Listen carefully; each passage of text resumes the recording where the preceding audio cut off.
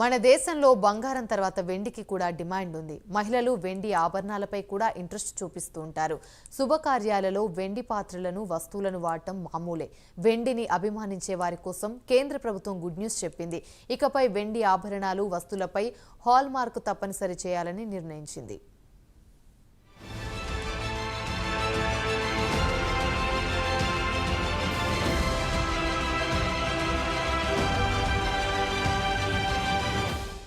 ఈ మధ్య కాలంలో పెట్టుబడి విషయంలో ప్రజల ఆలోచనలు మారిపోయాయి. డిమాండ్ ఉన్న చోటే ఇన్వెస్ట్మెంట్ చేయాలని, షార్ట్ టర్మ్లో డబ్బు సంపాదించాలని రకరకాలుగా ప్లాన్ చేస్తున్నారు. అందుకే ఎక్కువగా బంగారం, వెండిపై పెట్టుబడి పెడుతున్నారు. వెండి, బంగారంపై పెట్టుబడులను సేఫ్ అండ్ సెక్యూర్ ఇన్వెస్ట్మెంట్గా భావిస్తుంటారు పెట్టుబడిదారులు. కాకపోతే నాణ్యత విషయంలో కొంత అయోమయం మాత్రం ఉంటుంది. ఈ అయోమయం నుంచి బయటపడ్డానికే వెండికి కూడా హాల్ మార్కింగ్ విధానాన్ని తీసుకురానున్నారు.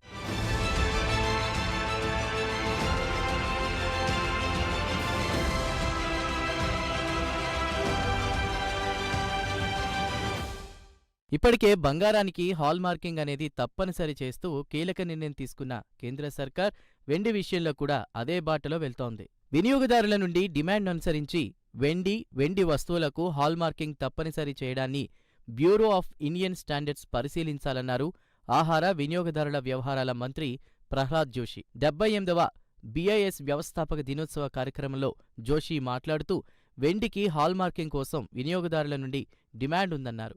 వెండి నగల్లో కల్తీని నిరోధించేందుకు వాటికి హాల్ మార్కింగ్ తప్పనిసరి చేయాలని వినియోగదారుల నుంచి పెద్ద ఎత్తున విజ్ఞప్తులు అందుతున్నాయి. దీంతో ఈ నిర్ణయం తీసుకున్నట్లు జోషి చెప్పారు.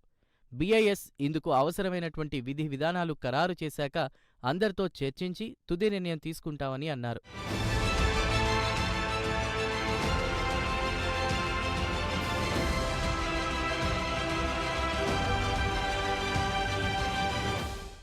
వెండి హాల్ మార్కింగ్ పై ఇప్పటికే కసరత్తు ప్రారంభమైందని ఇదే కార్యక్రమంలో పాల్గొన్న BIS director general Pramod Kumar Tiwari చెప్పారు. వెండి నగలు, వస్తువుల స్వచ్ఛతను తెలిపేందుకు అవసరమైనటువంటి హాల్ మార్కింగ్ ను రూపొందించేందుకు కృషి చేస్తున్నామని అన్నారు. మరో 2-3 నెలల్లో వెండి హాల్ మార్కింగ్ విధానం అమల్లోకొచ్చే అవకాశం ఉందని అన్నారు. నిజంగానే వెండి హాల్ మార్కింగ్ అమల్లోకి వస్తే సిల్వర్ అభిమానులకు, పెట్టుబడి పెట్టేవారికి అది శుభవార్తే అవుతుంది.